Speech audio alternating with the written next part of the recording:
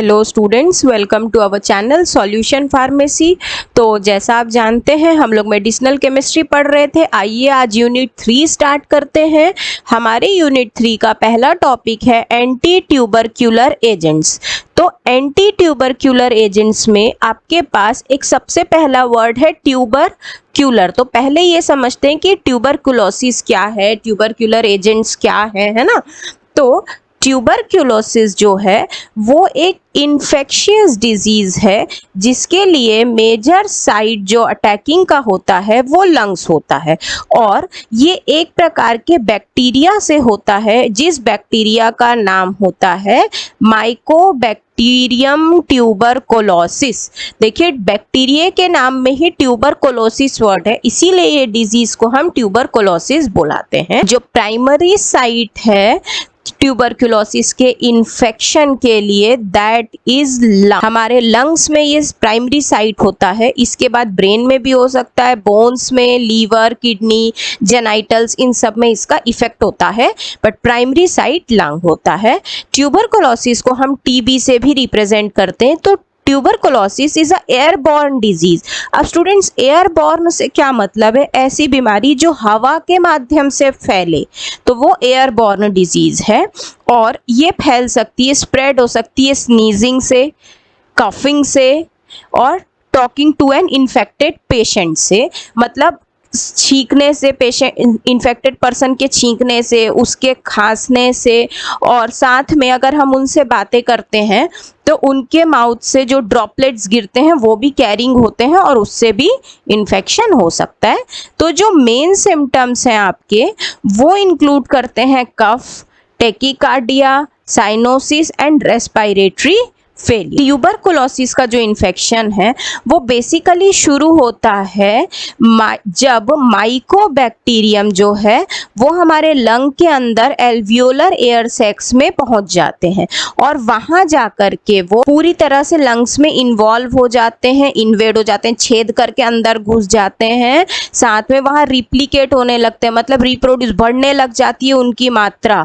किसके अंदर? Alveolar macrophages के अंदर। तो स्टूडेंट, मैक्रोफेजेस क्या? ब्लड के ही होते हैं, वाइट ब्लड के ही एक सेल्स होते हैं जो कि आसपास से घेर लेते हैं, माइक्रो ऑर्गेनिज्म को मार डालते हैं, और उसके बाद में उसके आसपास के सारे मरे हुए माइक्रोब्स को भी किल कर देते हैं, अपने अंदर समेट लेते हैं, और साथ में जो है वो इम्यून सिस्टम के रिस्पॉन्सेस को बढ़ा देते हैं, इम्यून सेल्स को स्टिम्युलेट कर देते हैं। अब ये जो टीबी का बैक्टीरिया है, माइकोबैक्टीरिया, ये क्या करता है? ये इस माइक्रोफेज को ही कैप्चर कर लेता है। अब जो इम्यून सिस्टम को स्ट्रॉन्ग करने वाले सेल्स थे वो ही नहीं बचे, ठीक है।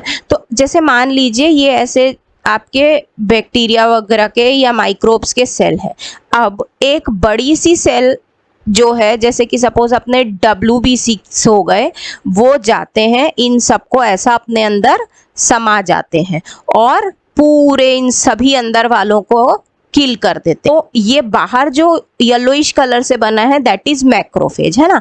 अब हमारा जो माइकोबैक्टीरियम है, यानी कि जो हमारा ट्यूबरकुलोसिस का बैक्टीरिया है, वो इस बाहरी सेल से जुड़ जाएगा, ठीक।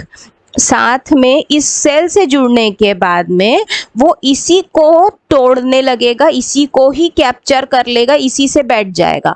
अब इसके वजह से जो बॉडी के अंदर इम्यूनिटी डेवलप होनी थी वो नहीं हो पा रही है।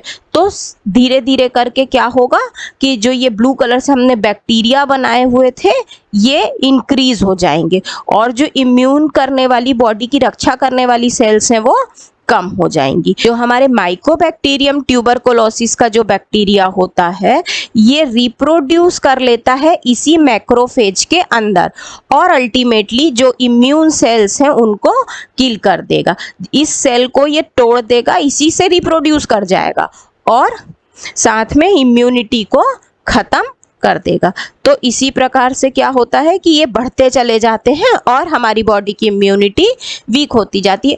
अब माइकोबैक्टीरियम खुद ना एक थिक वैक्सी टाइप के मटेरियल से बने हुए होते हैं। वो मटेरियल होता है माइकोलिक एसिड, और ये जो माइकोलिक एसिड है ये इसके लिए एक डिफेंस लेयर की तरह, एक शील्ड की तरह काम करता है, सो दैट कोई दूसरी टॉक्सिक चीजें इस पर अटैक ना कर सके। देखिए आप ऐसा समझिए स्टूडेंट्स कि ये हमारा माइकोबैक्टीरियम ट्यूबरकुलोसिस का बैक्टीरिया है, ऐसा है ना। अब ये अपने ऊपर एक अच्छी मोटी सी लेयर बना लेता है, वैक्सी लेयर बना लेता है, वैक्स जैसी, मोम जैसी एक ऐसी अच्छी खूब मोटी थिक लेयर बना लेता है। और ये जो पर्पल कलर से थिक लेयर हमने बनाई है, ये होती है माइकोलिक एसिड की लेयर। ये दिखने में कैप्सूल जैसी दिखते हैं। अब ये जो प्रोटेक्टिंग लेयर है, ये इसको क्या कर रही है, बाहर से आने वाले जो भी टॉक्सिक मटेरियल हैं इन सब से इसके लिए प्रोटेक्टिंग शील्ड का काम कर रही है। इसके लिए एक शील्ड बन गई है, इसके लिए एक रक्षण टाइप का बना लिया है। अब ये बैक्टीरिया अपना ग्रोथ होता जाएगा, रिप्रोड्यूस करता जाएगा, फैलता जाएगा, और जितनी भी बाहर की टॉक्सिक मटेरियल्स हैं वो सब इसके ऊपर अटैकिंग करने आएंगे। तो जो इसका प्रोटेक्टिव शील्ड है वो उनको अटैकिंग नहीं करने देगा और इन बैक्टीरियाज को, इन माइक्रोब्स को प्रोटेक्ट करता रहेगा। ये था एक जनरल मैकेनिज्म कि किस प्रकार से आपका माइकोबैक्टीरियम बॉडी पे अटैक करता है। इसके लिए कुछ साइट्स हैं इन्फेक्शन के, जैसे पहला है जो कॉमन है पल्मोनरी ट्यूबरकुलोसिस, मतलब रेस्पिरेटरी ट्रैक में होगा। दूसरा है जेनाइटो यूरिनरी ट्यूबरकुलोसिस, जो जेनिटो यूरिनरी ट्रैक में होगा। फिर है ट्यूबरक्यूलस मेनिंजाइटिस, जो कि नर्वस सिस्टम पे होगा। और फिर है माइलरी ट्यूबरकुलोसिस। ये एक ओवरऑल बहुत फैला हुआ इन्फेक्शन है, कोई एक पर्टिकुलर रीजन नहीं है, बॉडी के काफ़ी सारे रीजन्स जो हैं उनको ये कवर करने वाला एक इन्फेक्शन होगा। तो जो एंटी ट्यूबरक्यूलर ड्रग्स हैं, एंटी ट्यूबरक्यूलर ड्रग्स ऐसे एजेंट्स होते हैं जो कि ट्यूबरकुलोसिस के ट्रीटमेंट में यूज होते हैं। इसको बेसिकली टू कैटेगरीज में डिवाइड किया गया है। एक कैटेगरी है फर्स्ट लाइन ड्रग, दूसरी है second line drug. First line drug के अंदर आता है आइसोनियाजाइड, स्ट्रेप्टोमाइसिन, रिफेम्पिसिन। सेकेंड के अंदर इथोनामाइड, पैरामिनोसैलिसिलिक एसिड, ऑफ्लॉक्सिन, कैनामाइसिन, विनोमाइसिन, ये सब। देखिए क्या होता है, जो मेजर पेशेंट होते हैं टीबी के, उनको फर्स्ट लाइन ड्रग से 6 महीने के ट्रीटमेंट में इम्प्रूवमेंट और एक्सीलेंट रिजल्ट्स मिलने लग जाते हैं। लेकिन सेकेंड लाइन ड्रग जो है वो हम तब यूज़ करते हैं जब एक ही पेशेंट को ड्रग रेजिस्टेंट ट्यूबरकुलोसिस हो चुका है। अब उसके ऊपर ड्रग्स का असर नहीं हो रहा है, उसका जो ट्यूबरकुलोसिस है या टीबी जो है वो फर्स्ट लाइन के ड्रग्स से ट्रीट नहीं हो रहा है, तब हम सेकेंड लाइन का ड्रग यूज करते हैं। फर्स्ट 2 मंथ्स तक आप उसको फर्स्ट लाइन वाले ही दे के देखते हैं, आइसोनियाजाइड, रिफेम्पिसिन, ये सब। अब 2 मंथ्स में भी जब उसको रिकवरी नहीं होती है, देन 4 मंथ्स के लिए आइसोनियाजाइड, रिफेम्पिसिन, ये सब दिए जाते हैं। ये था स्टूडेंट्स इसका एक जनरल इंट्रोडक्शन। थोड़ा हिस्ट्री देखते हैं। तो हिस्ट्री में क्या होता है, फर्स्ट थिंग जो होती है 1940 को एक साइंटिस्ट होते हैं फ्रेडरिक बेरहिम। इन्होंने बहुत सारे एक्सपेरिमेंट्स परफॉर्म किए और ये देखा कि जो टीबी का जर्म है, वो टाइम नाम नहीं था, टीबी का जर्म जो है उसमें उसकी लाइफ साइकिल में एस्प्रिन का एक बहुत वाइटल रोल है। फिर सेम साइंटिस्ट ने 1943 तक कुछ और अच्छे एक्सपेरिमेंट्स परफॉर्म किए और उन्होंने क्लियरली बताया कि 2 डिफरेंट सैलिसिलिक एसिड डेरिवेटिव्स जो हैं वो यूजफुल हो सकते हैं in life cycle of TB germ. यहाँ से स्ट्रेप्टोमाइसिन पर काम होना स्टार्ट हुआ। तो फर्स्ट टाइम स्ट्रेप्टोमाइसिन पर वर्किंग स्टार्ट हुई। देन 1944 में एक प्री क्लिनिकल स्टडी परफॉर्म की गई और देखा गया कि यही जो ड्रग स्ट्रेप्टोमाइसिन था इसमें ना के बराबर टॉक्सिसिटी है। तो टॉक्सिसिटी नहीं है मतलब we can proceed with this drug. अब 1951 में 3 बड़ी बड़ी फार्मास्यूटिकल कंपनीज ने एक साथ एक नया ड्रग इन्वेंट कर लिया, that is known as isonicotinic hydrazide. यहाँ से दूसरा एक ड्रग मिला, एक ड्रग स्ट्रेप्टोमाइसिन, दूसरा आइसोनिकोटिन। अब 2 ड्रग मिलने लगे। फिर 1957 को एक कंपनी लेप्टाइड फार्मास्यूटिकल्स ने रेफामाइसिन डिस्कवर किया। 1960 तक ये एक और ड्रग मिल चुका था जिसका नाम था रिफैम्पिन। ये रिफैम्पिन जो है इसका क्लिनिकल यूज स्टार्ट हुआ, मतलब प्री क्लिनिकल ड्रग फाइलिंग ये सब हो चुका था, इसका क्लिनिकल टेस्टिंग जो है वो स्टार्ट हो गया।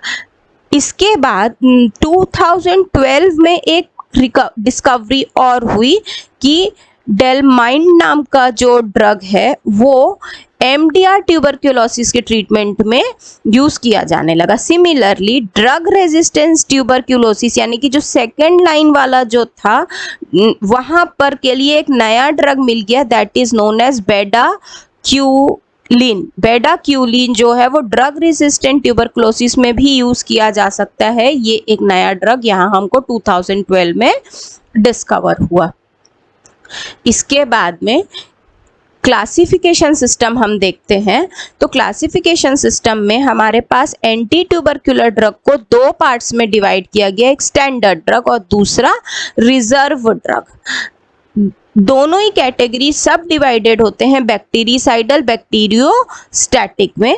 तो स्टैंडर्ड का बैक्टीरिसाइडल मतलब जो बैक्टीरिया के सर्वाइवल को किल करे, और बैक्टीरियोस्टैटिक मतलब ग्रोथ को प्रिवेंट करे, है ना। तो ये बैक्टीरिसाइडल ड्रग जो है उसमें एक एग्जाम्पल है रिफैम्पिसिन, स्ट्रेप्टोमाइसिन। बैक्टीरियोस्टैटिक के अंदर है इथम्ब्यूटॉल और थायाएसिटाजोन। रिजर्व कैटेगरी का जो ड्रग है, रिजर्व कैटेगरी के ड्रग में हमारा जो फर्स्ट है दैट इज बैक्टीरिसाइडल, जिसमें है कैनामाइसिन, कैप्रोमाइसिन। फिर बैक्टीरियोस्टैटिक उसमें है इथोनामिक और साइक्लोसेरिन। तो ये है एक क्लासिफिकेशन स्टूडेंट्स। अभी कुछ और ड्रग्स जो आज हम लोग यूज करते हैं ट्यूबरकुलोसिस के लिए, उनके लिए एक सेपरेट क्लास है, this is known as newer drugs. इसका एग्जांपल है सिप्रोफ्लॉक्सासिन, एजिथ्रोमाइसिन, क्लैरिथोमाइसिन। ये ड्रग और भी तरीके के एजेंट्स हैं और एंटी ट्यूबरकुलोसिस भी हैं, तो इसीलिए हम लोग इनको एक सेपरेट क्लास में रखते हैं, that is newer drugs, because they have separate mechanism of action. तो ये था स्टूडेंट्स इंट्रोडक्शन आपका एंटी ट्यूबरक्युलर एजेंट्स के बारे में। आई होप आपको ये कंटेंट समझ में आया होगा। अगर आपको हमारा ये नोट्स चाहिए हो तो प्लीज़ आप हमारा ऐप सॉल्यूशन फार्मेसी डाउनलोड कीजिए, वहाँ पर ये नोट्स अवेलेबल हैं। Till then thank you so much.